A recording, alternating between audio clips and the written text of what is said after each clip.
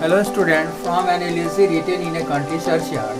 It is the fourth lesson of the poetry from class 12 UP board. Now Thomas Gray is the poet of this poem. अब यहाँ है the first stanza. The curfew tolls the knell of parting day. The curfew tolls the knell of parting day. Curfew शाम की जो है गिरजाघर की घंटी बजती है. Knells tolls बजती है. The knell of parting day, और दिन जो है बिछुड़ता है, रात का आगमन होता है, अर्थात गुधली का समय है. डॉन हो रहा है, शाम का समय होने जा रहा है, इवनिंग. द लोअरिंग हर्ड, नीचे के जो है जो जानवर जो चरने वाले हैं चरगाहों में, वाइंड स्लोली ओवर द ली, जो चरगाहों पे चरने वाले नीचे की ओर जो जानवर चर रहे हैं वो ऊपर की तरफ जो है आ रहे हैं. The ploughman homeward plods his weary way, और किसान प्लाउमैन होमवर्ड घर के तरफ लौट रहे हैं. प्लॉट्स हिज वेरी वे, थके हारे से अपने घर की तरफ वापस लौट रहे हैं. And leaves the world to darkness to me, और यह संसार अंधेरे के आगोश में, मैं और यह पूरा संसार अंधेरे के आगोश में होने जा रहा है.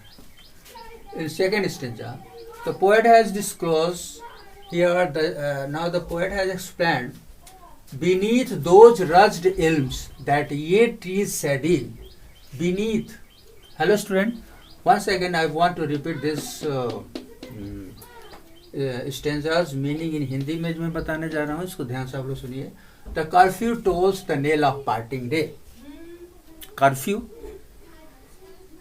Tolls the knell of parting day, गिरजाघर की घंटी टोल्स बजती है. कर्फ्यू गिरजाघर की घंटी, और टोल्स बजती है the knell of parting day, दिन का जो है बिछुड़ना, और रात्रि के आगमन पर शाम का समय गुधली का समय है और गिरजाघर की घंटी बजती है. The lowing herd wind slowly over the lea, और नीचे के चरगाहों में चरने वाले जानवर ऊपर की तरफ चर करके वापस लौट रहे हैं. द प्लाउ मैन किसान होमवर्ड घर के तरफ, प्लॉट्स हिज वेरी वे थके हारे से लौट रहे हैं. एंड लीव्स द वर्ल्ड, और यह संसार छूटने जा रहा है, टू डार्कनेस टू मी, यह पूरा संसार और मैं अंधेरे में गुम होते जा रहे हैं, अर्थात इस अंधेरे में हम लोग अंधेरे के आगोश में होते जा रहे हैं. Second, beneath those rugged elms that ye trees shady, beneath those rugged elms, नीचे जो ग्रेव के अंदर पड़े हुए हैं, रज्ड इल्म्स उसके ऊपर जो है जो छोटे मोटे पौधे हैं उस पर जो है चारों तरफ से जो है और शाखाएं जो है उसकी लपेट करके रखी हुई है. दैट ये ट्रीज सैडी, और उसके छाए पर उसके ग्रेव जो है उस पेड़ की छाए में नीचे पड़ा हुआ है. वेयर हिप्स, जहाँ पर ढेर लगा हुआ है. The turf in many a mouldering heap, सूखे हुए पत्तों के ढेर से जो है वह ग्रेव जो है ढका हुआ है. ईच इन हिज नैरो, प्रत्येक अपने अपने पतले से जो है घरोदे में, अपने जो है सेल में, अपने उस ग्रेव के अंदर, उस कब्र में, सब प्रत्येक each in his narrow cell for ever laid, हमेशा के लिए पड़े हुए हैं. द रूडी फोर फादर, यहाँ तक कि दुष्ट जो फोर फादर है, जो गांव का मुखिया है, या गांव का मुखिया या जो दुष्ट जो है धनी व्यक्ति है, सभी उसी जो है सेल में चिपके हुए हैं, पड़े हुए हैं, कोई हिल डुल नहीं रहा, अर्थात सब लोग अपने अपने सेल में पड़े हुए हैं. The breezy call of incense breathing morn, अब सुबह होता है, रात बीत जाती है, सुबह का समय है. यहाँ कवि जो है मॉर्निंग का समय का वर्णन करता है कि the breezy call of incense breathing morn, सुबह का खुशबूदार हवा जो है बह रही है.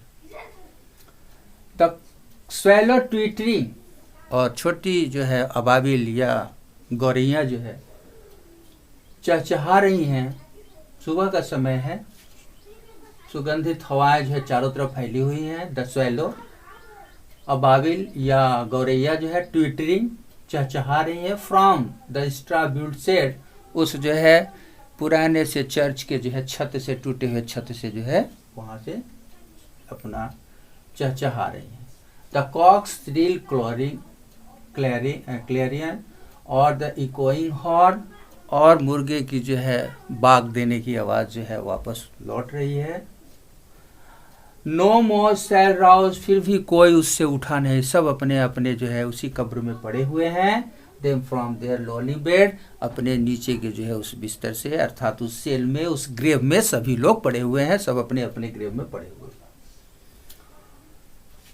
Late not ambition mock their useful toil, इसका कितना मेहनत का कोई लक्ष्य नहीं हुआ। अर्थात लेट नॉट एम्बिशन, कोई लक्ष्य नहीं है, मोक देयर यूजफुल टॉयल, यह लाभदायक जो मेहनत का कोई फायदा वहां नहीं है। देयर होमली जॉयज, जो घर का जो आनंद लिए उसका भी कोई फायदा नहीं वहां। एंड डेस्टिनी ऑब्सक्योर, जो भाग्य के द्वारा जो है, जो भाग्य पर जो है विश्वास करके। Nor grandeur hear with a disdainful smile, कोई जो है वहां कोई किसी का सुनने वाला नहीं है।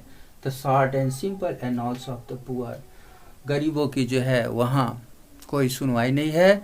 जो भी गरीब अपना मेहनत करके गए हैं, जो धनी लोग गए हैं, सब एक समान वहां ग्रेव में पड़े हुए, चाहे वो हैमलेट हो या जो है रूडी फोरफादर हो, सारे जो है उसी सेल के अंदर पड़े हुए हैं। चाहे गरीब हो, किसी को एक दूसरे का जो है भय नहीं है, सब अपने अपने नैरो सेल में पड़े हुए हैं।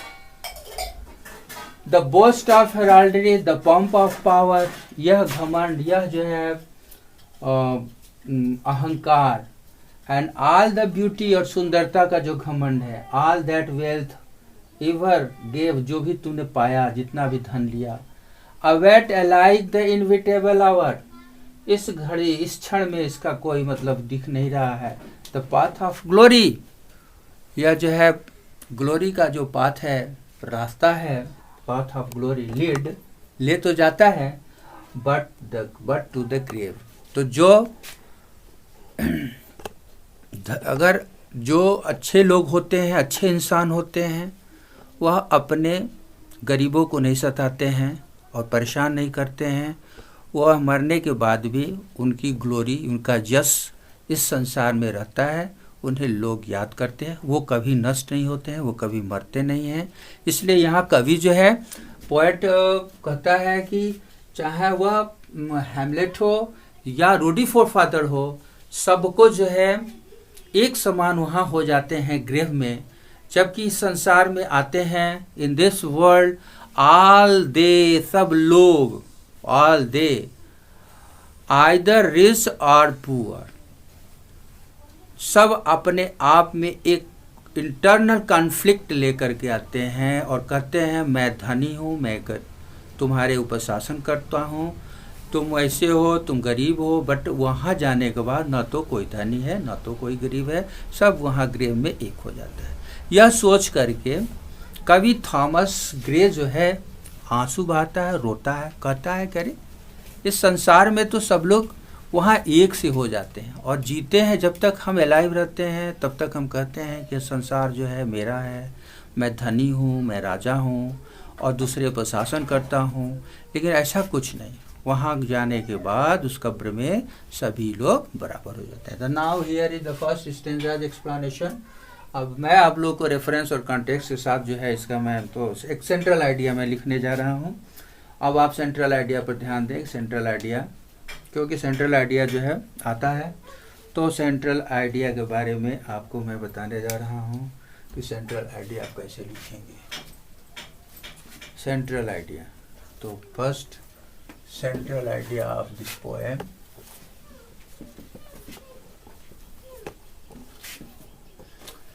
Central idea.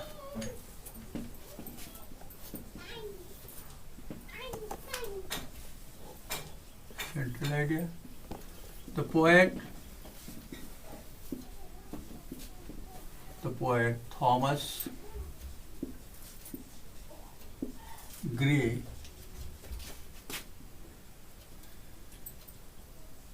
has presented a moral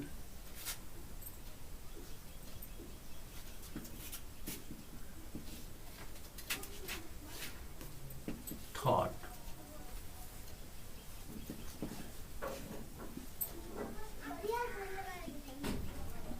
Human beings and says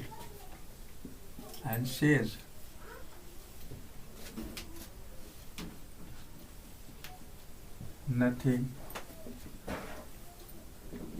in this world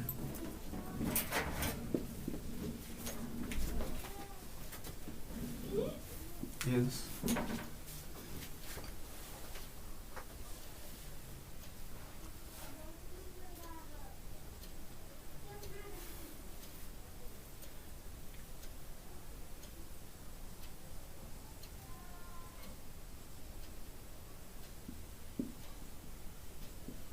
the rich or poor, all they depart to grave where all they equal, where all they equal with their opinion.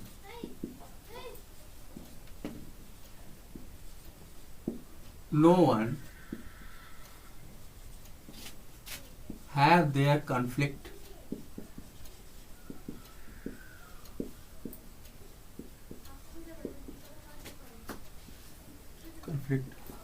they never rise from their lowly bed.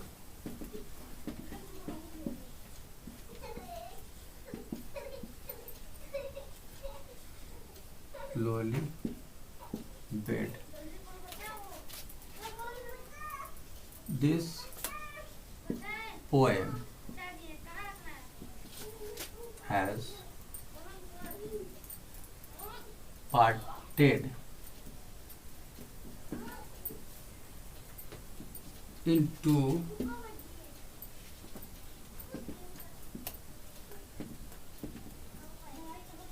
aspect. One of them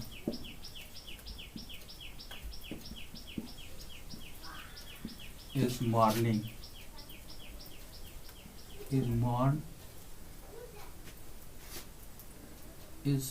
One of them is parting day.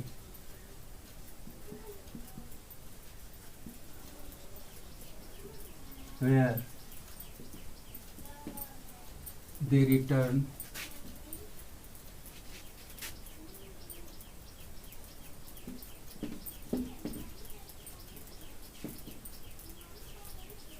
with full tiredness.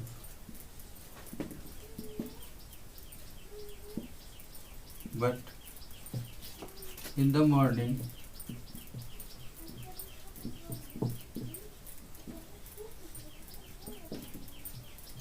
they go to their destination.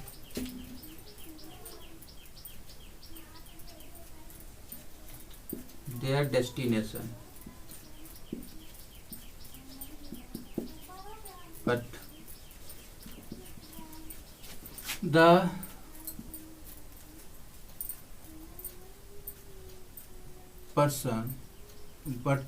poor and rich person, who are lying in bed,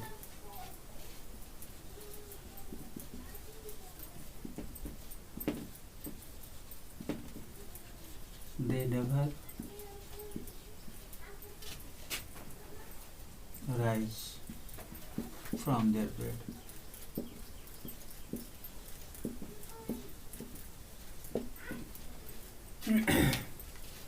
Now the central idea of this poem.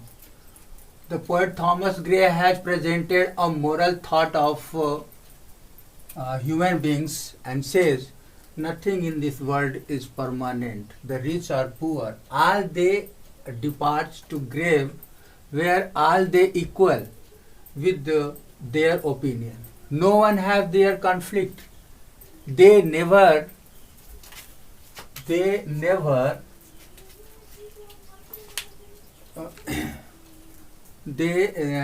never rise from their lowly bed. This poem has parted in two aspects. One of them is parting day, where they return with full tiredness, but in the morning they go to their destination. But the poor and rich persons who are lying in bed, they never rise from their bed. बच्चों, ये हमारा central idea हो गया. Central idea हमारे intermediate के जो examination में एक सेंट्रल आइडिया लिखने के लिए आता है. तो it is one of the central idea of the poems. The poem is analysis written in country churchyard. Central idea ये जो है आप लोग तो इसको तैयार कर लें, लिख लें शॉर्ट तरीके से, और इसको जो है आप लोग परीक्षा के लिए तैयार कर लें. इसके बाद जो है एक्सप्लेनेशन आप लोग तैयार करें. मैं बता दे रहा हूँ. फर्स्ट स्टेंजा में मैंने कहा इस पूरे पोएम का मैं एक्सप्लेन कर देना चाहता हूँ. I want to explain detail of the poem from an elegy written in country churchyard. इस पोएम को मैं डिटेल आपको जो है मैं एक्सप्लेन करना चाहूँगा. इस कविता में जो है कवि थॉमस ग्रे गांव का रहने वाला है. काफ़ी समय बीतता है, गांव की तरफ जाता है. गांव में जाने के बाद वो देखता क्या है कि गांव के लोग जो है धनी और गरीब आपस में लड़ते हैं. They make their conflict. धनी कहता है गरीबों के ऊपर शासन करता है, परेशान करता है. गरीब अपने गरीबी से परेशान रहते हैं. जबकि वह हश्र क्या देखता है कि धनी और गरीब दोनों जो है मरने के बाद उसी कब्र के आसपास में दफनाए जाते हैं. धनी भी उसी कब्र में है और गरीब भी उसी कब्र में है. दोनों एक दूसरे के पास रहते हैं, लेकिन वहाँ उनका जो है कोई नहीं कहता है कि मैं धनी हूँ और मैं गरीब हूँ. कवि इस बात पर अफसोस करता है कि ऐसा कौन सा चीज़ है जो जिंदा रहने पर, इस संसार में आने पर मनुष्य जो है कहता है कि मैं धनी और वह गरीब है. जबकि धनी और गरीब जो है वहाँ तो नहीं रहता है, तो फिर इस संसार में क्यों है? हम क्यों गरीबों पर जो है शासन करते हैं? हम क्यों गरीबों को परेशान करते हैं? क्या फ़ायदा होता है? जब हम ग्रेव में जाते हैं, वहाँ जाने के बाद तो कुछ नहीं रहता है. तो इस संसार में हमें जो है उन गरीबों को परेशान करने से क्या फ़ायदा है? तो वह डिटेल जो है इसको 5 स्टेंजा में थॉमस ग्रे ने जो इस कविता को जो है 5 स्टेंजा में एक्सप्लेन किया गया है. 5 में फर्स्ट स्टेंजा में है कि सुबह का समय, शाम का समय हो रहा है और सभी लोग जो है लौट रहे हैं वापस. खूब मेहनत किए हैं. Toil, hard work. All they, सभी लोग. हु वांट, जो चाहते हैं. टू डू हार्ड वर्क, कठिन से कठिन काम करते हैं करना. To do hard and hard work, more and more hard work. To earn more and more money, बहुत पैसा इकट्ठा करने के लिए. दूसरा चीज़, ये तो गरीबों की बात होगी. और वह जो गरीबों के ऊपर जो है शासन करता है, who rule over the poor, and उसको जो एक्सप्लॉइट करता है, शोषण करता है, उसको परेशान करता है और उससे जो मनी जो है कलेक्ट करता है. फिर वह भी तो मरता है, वह गरीब भी मरता है मेहनत करता हुआ. फिर शाम का समय होता है तो सुबह होती है. सुबह होता है तो सुबह का ठंडी ठंडी हवा बहती है. रात भर सब सो जाते हैं. अब कोई जिंदा नहीं है, सब उसी ग्रेव की तरफ पड़े हुए हैं अपने अपने घरों में.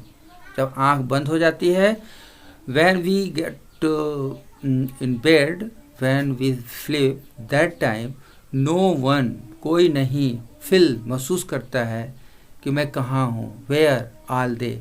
लेकिन जब उठते हैं, when all they get up, सब लोग सोचते हैं कि मेरा ये काम है, मेरा ये काम है. जब सोते हैं तो सब मरे हुए उसी सेल के अंदर पड़े हुए लोगों की तरह होते हैं. जैसे कि कवि ने वर्णन किया है कि सेल के अंदर पड़े हुए हैं, और रात होता है तो सब सेल की तरह जो है सब लोग सो जाते हैं. सोने के बाद जो है गरीब हो या धनी हो सबको नींद आ जाती है, सब स्लीप कर जाते हैं।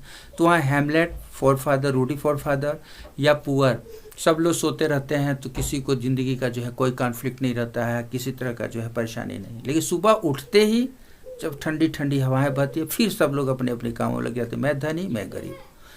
तो फिर धनी जो है गरीबों के ऊपर शासन करने लगते हैं। दूसरा स्टेंजा में, पहला स्टेंजा में और सुबह का समय होता है, सब लोग अपने अपने कामों में चले जाते हैं। सेकेंड स्टेंजा में आते हैं, यह बोस्ट और हेराल्ड्री पावर, जो घमंड है, जो जिस चीज़ की घमंड करते हैं, सेकेंड स्टेंजा में। और वहाँ कहता है कि ऑल दीज, सारी चीज़ें यहीं रह जाती हैं, और लेके हम क्या जाते हैं, तो जो हमने अपना कर्म किया है, that what I have done, what we have done in this world, तो वी आर रिमेंबर्ड, हम लोग याद किए जाते हैं। We are remembered by the person who are alive in this world, जो यहाँ जीवित रहते हैं, और वह बहुत दिनों तक रहता है। तो ऐसा कर्म करके जो जाते हैं, वह जो है ग्रेव में जाने के बाद ही उनको लोग याद करते हैं। वैसे थर्ड और फोर्थ स्टेंजा में भी गरीबों के ऊपर जो शासन करते हैं, उन शासन करने वाले भी वहीं पर रहते हैं, और वो भी वहाँ रहते हैं, लेकिन वहाँ कोई कॉन्फ्लिक्ट नहीं रहता है। सब लोग अपनी सुंदरता पर जिसको घमंड है, वह भी सुंदरता नष्ट हो जाता है। The beautiness, where they have the proudness of their beautiness, where they have the proudness of wealth, where they have the proudness of power, and when they have the boast, जिसके पास जो घमंड है, all these, ये सभी चीज़ें यहीं रह जाती है और सब लोग गृह में चले जाते हैं। It is the end of this poem, and try to yourself to write the explanation of this poem, detail 1, 2, 3, 4 and 5. Next in this episode I will